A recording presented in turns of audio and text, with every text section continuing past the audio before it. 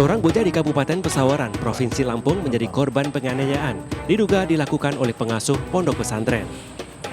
Korban dianiaya terduga pelaku dengan tubuh diikat hingga mengalami sejumlah luka pada tubuh dan lebam di wajahnya. Orang tua korban yang tidak terima atas tindakan kekerasan yang dialami anaknya kemudian melaporkan oknum pengasuh pondok pesantren berinisial H ke Mapores Pesawaran. Menurut Rohadi, orang tua korban, anaknya dipaksa mengakui pencurian uang oleh terduga pelaku dengan cara disiksa. Sedangkan korban menjelaskan bahwa dirinya hanya diajak dan ikut-ikutan rekannya. Nah, sebelum sempat melakukan aksinya, korban tertangkap kemudian dianiaya terduga pelaku. Dia ini disuruh ngakun karena rupanya sering hilang duit dia ini. Nah, disuruh ngakun 10 juta itu. 10 juta itu bahwa disuruh ngakun anak saya. Padahal? Padahal anak saya cuma nerima 25.000 aja ngambil duitnya itu. Cuman Pak Ustadz keras ini sambil merbal anak saya itu. Atas perbuatan sadisnya, Rohadi meminta polisi segera menangkap dan mengadili terduga pelaku. Sementara itu, aparat Polres Pesawaran telah menerima laporan keluarga korban dan akan memanggil terduga pelaku untuk dimintai keterangan terkait penganiayaan yang dilakukannya. Dari Kabupaten Pesawaran, Lampung, Andres Avandi, iNews melaporkan.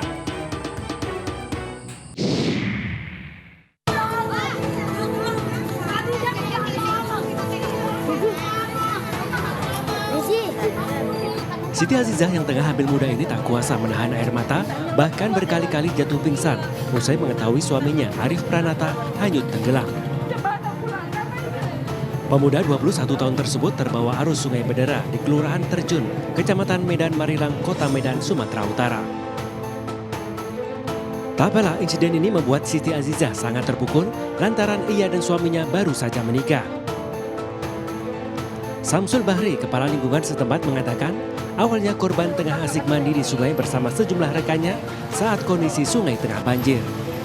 Namun setelah melompat dari atas jembatan, korban diduga mengalami kram kaki dan tiba-tiba tenggelam.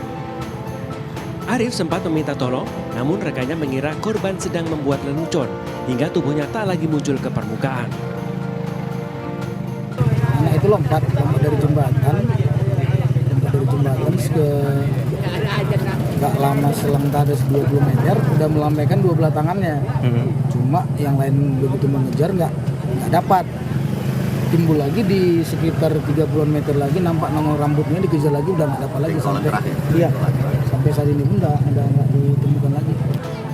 Warga dibantu relawan antisipasi dan solidaritas bencana mengerahkan perahu nelayan untuk mencari keberadaan korban, namun belum membuahkan hasil. Dari Medan, Sumatera Utara, Yuda Bahar, iNews melaporkan.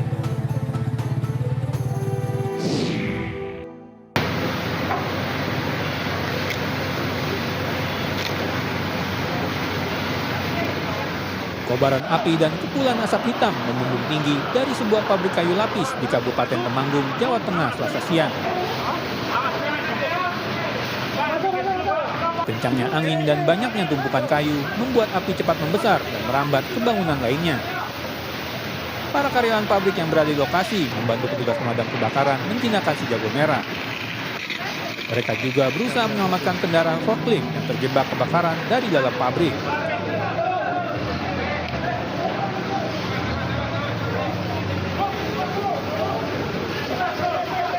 Kepala Seksi Pemadam Kebakaran Kabupaten Temanggung mengatakan, diduga titik api pertama kali muncul dari area mesin pengering kayu. Pasalnya, terdapat gesekan antara kipas di mesin tersebut dengan material kayu sehingga menimbulkan percikan api. Perkiraan dari pekerja pabrik, ini ada gesekan dari kipas dan mengakibatkan api muncul. Ada kendala, Mas? Kendala kami hanya pasokan air, tapi alhamdulillah bisa kami atasi bersama dengan tim dari pihak BPBD. Setelah 5 jam penanganan dengan dukungan 8 armada damkar, petugas akhirnya berhasil memadamkan kobaran api. Meski tidak ada korban jiwa dalam peristiwa kebakaran ini, namun kerugian material diperkirakan mencapai 700 juta rupiah. Dari Kabupaten Temanggung, Jawa Tengah, Didik Dono Hartono, iNews melaporkan.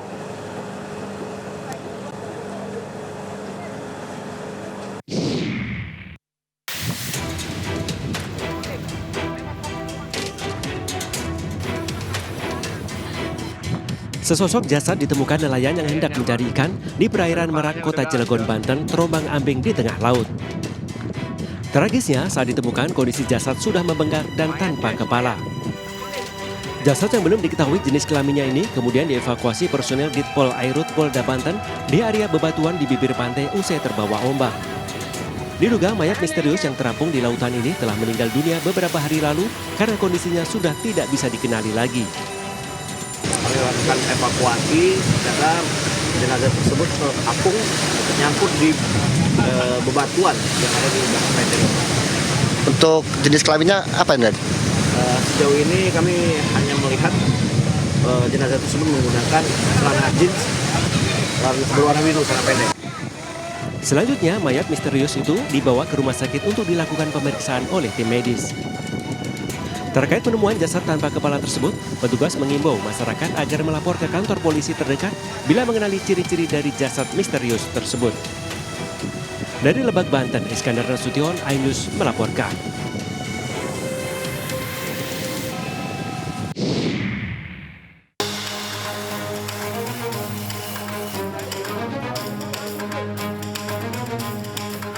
Kehebohan melanda warga desa Glonggong, kecamatan Dogolo, Kabupaten Madiun, Jawa Timur. Pasalnya, seorang nenek diketahui terjebur sumur sedalam 15 meter yang berada di belakang rumahnya. Warga pun beramai-ramai mendatangi rumah nenek bernama Tuminem itu untuk memberikan pertolongan. Dibantu aparat Polsek Dolopo dan petugas pemadam kebakaran, proses evakuasi korban dilakukan dengan hati-hati. Selain menurunkan tangga bambu ke sumur, petugas juga menggunakan katrol pengerek untuk mengangkat sang nenek yang ternyata masih hidup. Meski sempat kesulitan karena sempitnya diameter sumur, 1,5 jam kemudian, nenek Tuminem akhirnya berhasil dievakuasi dari dasar sumur. Tuminem diduga jatuh ke sumur lantaran sebelumnya ia beraktivitas di seputaran lokasi. Beruntung ada seorang tetangga mendengar suara rintihan korban dari sumur yang kemudian melapor ke warga dan petugas berwenang. Korban itu menurut informasi dari keluarga atau lingkungan mengalami sakit stroke, namun sudah ada agak membaik. Kedalaman sumur kurang lebih 15 meter. Alhamdulillah korban masih dalam keadaan sehat. Setelah dievakuasi dengan selamat, nenek Tuminem kemudian dibawa ke Rumah Sakit Umum Daerah Dolopo untuk menjalani pemeriksaan dan perawatan medis. Dari Kabupaten Madiun, Jawa Timur, Arif Wahyu Effendi, iNews melaporkan.